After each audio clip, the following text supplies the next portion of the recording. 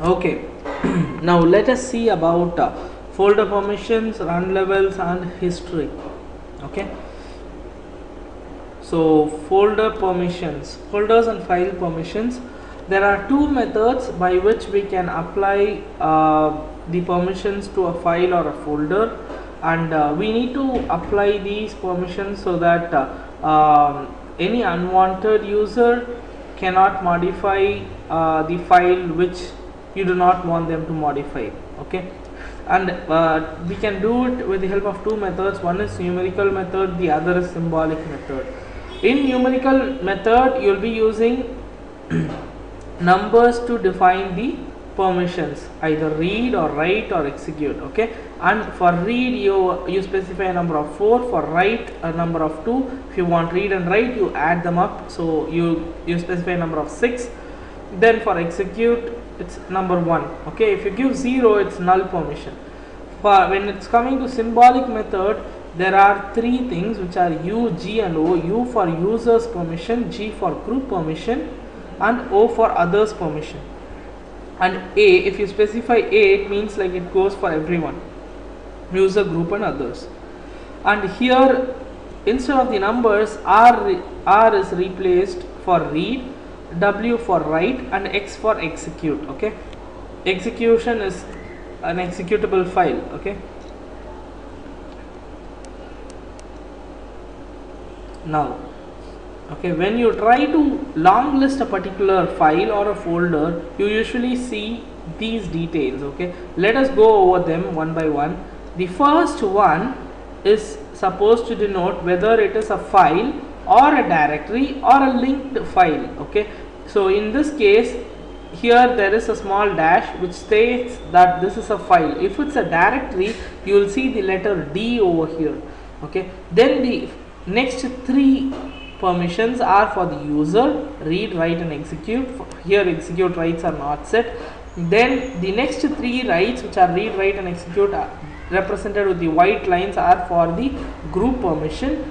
Then the other three are for others permission. Okay, next we have something called as listed as Bala. So this shows the user who created it, and this to the group to which the file belongs to.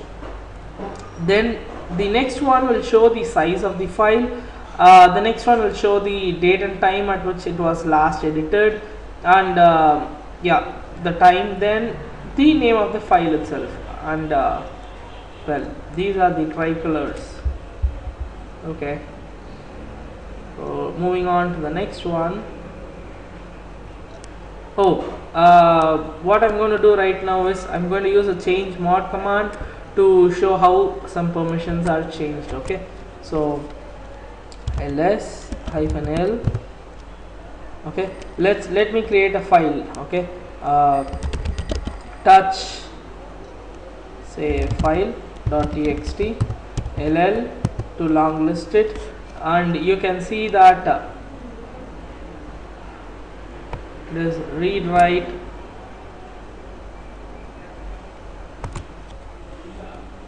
just a second, where were we? Let me remove that file.txt. Okay, and clear out the screen once. Okay, now I'm going to create that file once again. touch file.txt, enter ll. Okay, now you can see that this particular file has read, write. Okay, read, write and read permissions over here.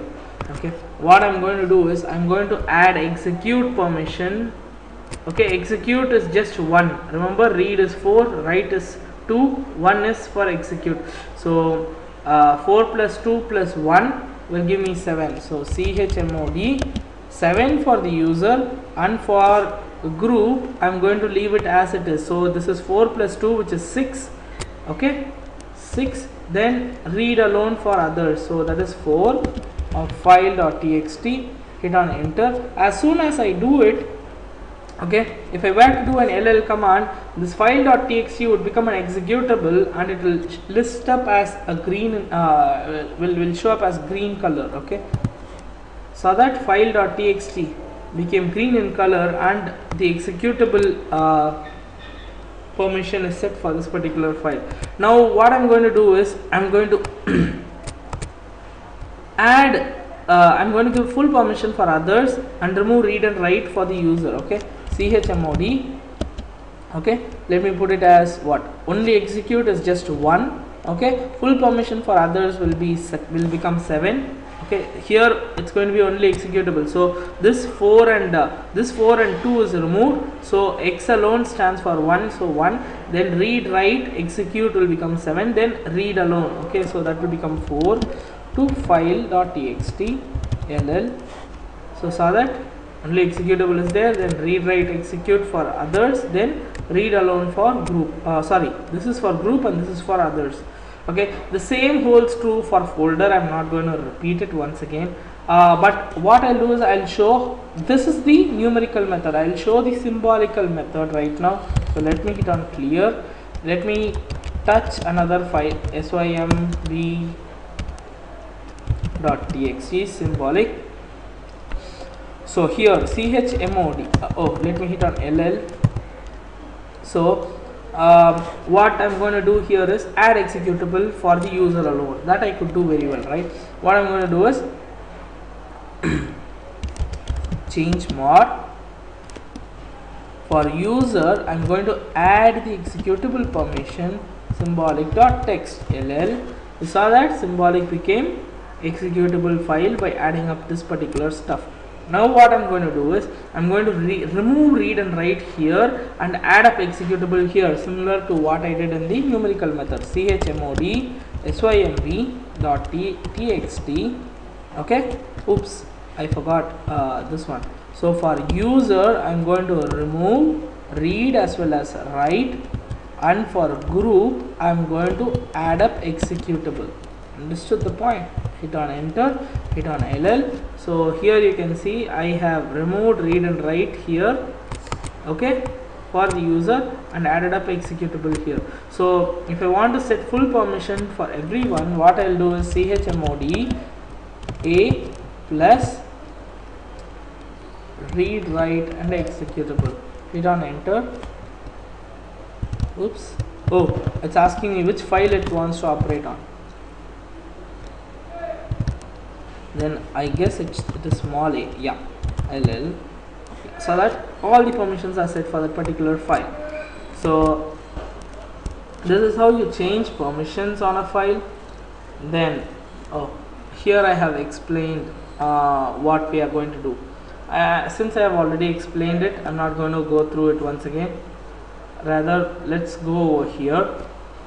Here it lists the default value of files and folders when created by a normal user and when it is created by a root. Since I have logged in as Bala, which is normal user, let us see how the file permission works out when I try to create some files. Okay, let me pull it up to here. Let me remove that file and symbolic.txt. Yes, so that this is the reason why I asked we need to add that particular stuff, ll. If we had added minus f or minus r, it will take it out completely. Okay, okay, perfect. Now what I'm going to do is I'm going to create a file, touch user.txt ll. No, let me remove user.txt and let me cat umask value first. Okay, the umask value for users are defaultly set at 0002. Okay, so when I create a file, let me append that so that it's much easier for me to find out. File 0002 ll command shows that when I create a file, it has a basic permission of read and write, read. which is synonymous with this. So my umask value is 0002, my full permission are 666, so you subtract 666 and 0002, so it results in 664. So that is what the permission I got over here. So the same is the case when I create up a folder. Actually I have created a folder already over here. If you see, it's 7, 7 and 5. Okay, that is the default permission. So if I am going to change my umask value to umask, okay, let me change it to 0004. Okay, now let me try to touch a file 0004, enter.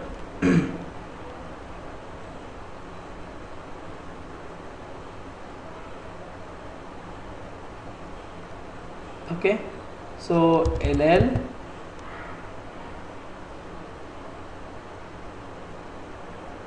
so where is that? Yeah, it's here. So you saw that last time when I created a file with umask value of 0002, I had read permission. Okay, now I have changed the umask value to 40004. So if you subtract 666 with 4, you'll get 662. So you can see that 2 is for write permission and it's given here. Same will be the case when I try to create up a folder. Okay, let us try to create a folder with mkdir folder 1 2 3 4. Okay, ll, so 7 minus 4 is 3, so read and execute permissions alone are set for this particular folder. Alright, so now this is for user. When it comes to root permission, you need to go up here.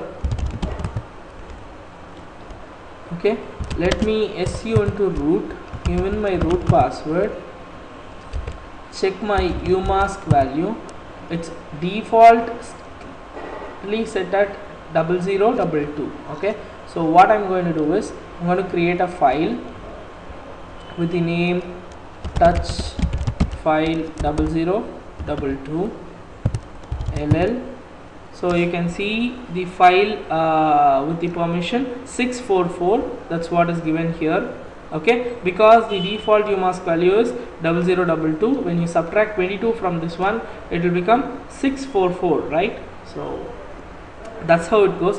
Next, if I were to try to create a folder over here, mkdir folder 0022, don't put a space in between, if not you will end up creating two folders, one with the name folder, the other one with the numbers 0022 alone. Hit on enter, then hit on ll. Here you can see the folder getting created with 755 as the permission. Now what I'm going to do is I'm typing clear umask, okay, 00, let me put it as 44. Okay, what do you expect at this what do you expect this time? It will become what? 622, right? 622 is for just for writing, correct? Let us try that out. Touch file 0044, enter ll, just write alone. Got it? Same holds true for folders as well. mkdir folder, okay, 0044 clear ll. So that now from 7, if you subtract 4, it becomes read and write alone. Read and write, write and execute alone. Okay, previously it was read and execute for 0022. Now 0044, it has become read and execute alone. Okay. Next, going into run level. There are 6 run levels for an Linux based machine. 0 is used to shut down the machine. If I were to go in here right now and type init space 0 and hit on enter, this will shut down the machine. Okay, and if I were to give 1, it will go into single user mode. If I were to give it 2, it will go to multi-user mode without networking. If I were to go into 3, mostly servers will be running at init level 3. wherein networking will be enabled. 4 is not used for now, and init level 5 is the graphical console which you see currently. 6 is to restart a machine. Okay, so this is graphical mode, right? How do I know that I am in which particular run level? So for the command for that is run level. Hit on enter, so that we are in run level 5. So that's the graphical console. If I were to hit 0, then I'll be shutting down the machine. 6 is to restart. Okay, now we come to an interesting topic of file globaling. This is actually an very interesting topic, wherein you try to you can get control over files created in Linux. Okay, similar to copying control A and stuff like that. So let me hit on clear first. Let me exit out of root. Okay, let me touch. See, before doing anything, let me hit on LL and remove file 002 and file 004. It's 0002.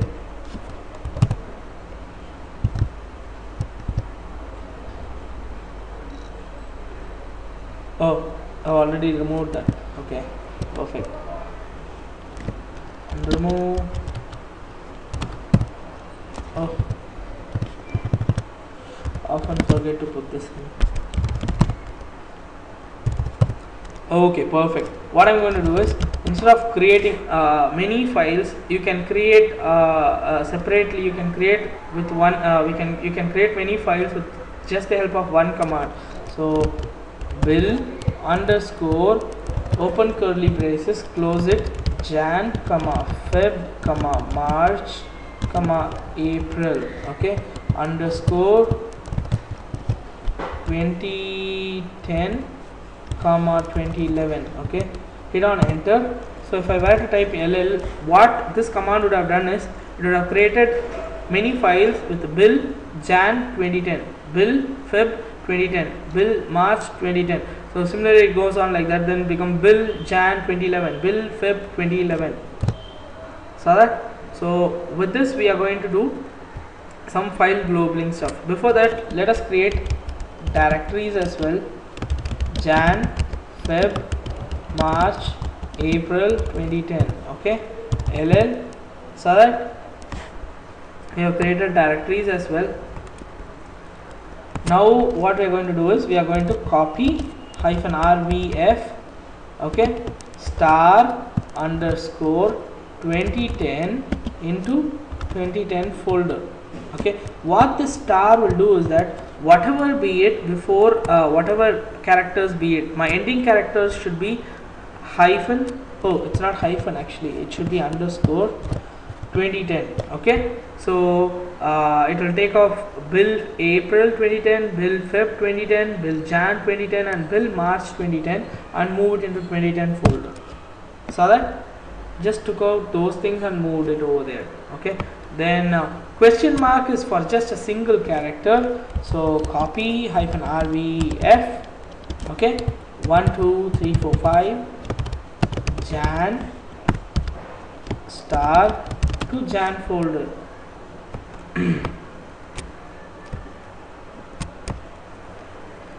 Okay, so first question mark, second question mark, third one, fourth one, fifth one is for the hyphen. Okay, so it's going to move all those things in there.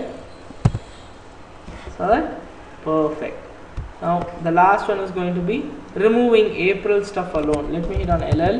You can see April stuff on top, so I'm going to remove April alone. So remove -r.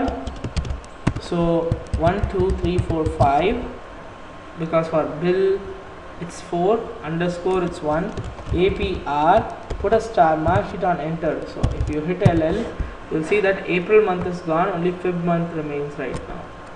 Okay, that is file globaling. Next we come to the section of history. Okay, so history is nothing but when you type in history and hit on enter, it will show the list of commands which you have entered so far. So that I have 75 commands in here, and to clear all this history file, you have to type in the command history-c, enter. Okay, if I were to type in history once again, all the commands are disappeared. Okay, if I can even set this history size with the help of hist size command, size, okay, equal to, let me put it as 5 commands alone. Okay, if I were to type in, I'm going to type something like ls ll-l cat etc pass wd cat etc group drop config or permission denied cat. Okay, let me put ll again, then history, so that I can see only 5 commands. Okay, whatever commands I typed before has disappeared, but it's always better that if we keep hist size little bit more, so that we can find what command we had typed some time back. Okay, it always helps. So that's for that, and that completes our module for folder permissions, run level and history. Okay, just let me try to reboot it as a normal user. I don't think so this will be allowed. Let me hit on 6 for restarting it. It's telling which init. Okay,